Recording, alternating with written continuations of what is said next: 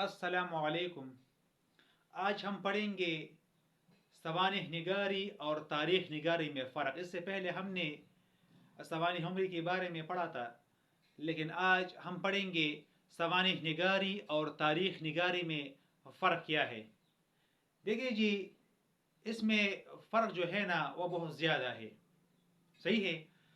اصل میں تاریخ کی بنیاد جو ہے نا وہ انسانی واقعات ہے، صحیح ہے، جبکہ سوانح کی بنیاد صرف ایک انسان ہے۔ اگر آپ نے تاریخ لکھنی ہے تو وہ انسانی واقعات ہے، آدم علیہ السلام سے لے کر آخر تک، صحیح ہے، یعنی پیغمبر السلام تک پوری تاریخ جو ہے نا آپ نے لکھنی ہے تو تاریخ کی بنیادی انسانی واقعات ہے، صحیح ہے، جبکہ سوانح صرف ایک انسان پر آپ نے لکھنا ہے کہ پیدائش سے لے کر موت تک اس نے کیا کیا خدمات انجام دیے تھے، صحیح ہے۔ ایک فرق یہ ہے، اور دوسرا فرق کیا ہے، تاریخ کا موضوع کوئی ملک یا خاص دور ہے، صحیح ہے، تاریخ کا موضوع جو ہے وہ کوئی ملک یا خاص دور ہے، اور سوانح کا موضوع جو ہے وہ کوئی ایک شخصیت ہے، صحیح ہے، ایک شخصیت ہے۔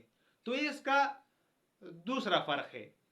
اور تیسرا کیا ہے، تاریخ کی حد ازل سے ابد تک ہے اور لامحدود ہے، اور سوانح کی حد پیدائش سے لے کر موت تک محدود ہے، یعنی پیدائش سے لے کر موت تک ہے سوانح کی حد۔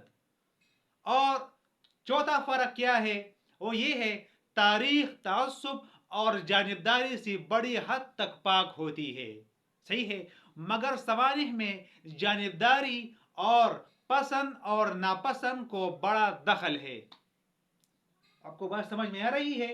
اس کو جو ہے نا مگر سوانح نگاری کو کیا ہے، اس میں جانبداری اور پسند ناپسند کو کیا ہے، بڑا دخل ہے۔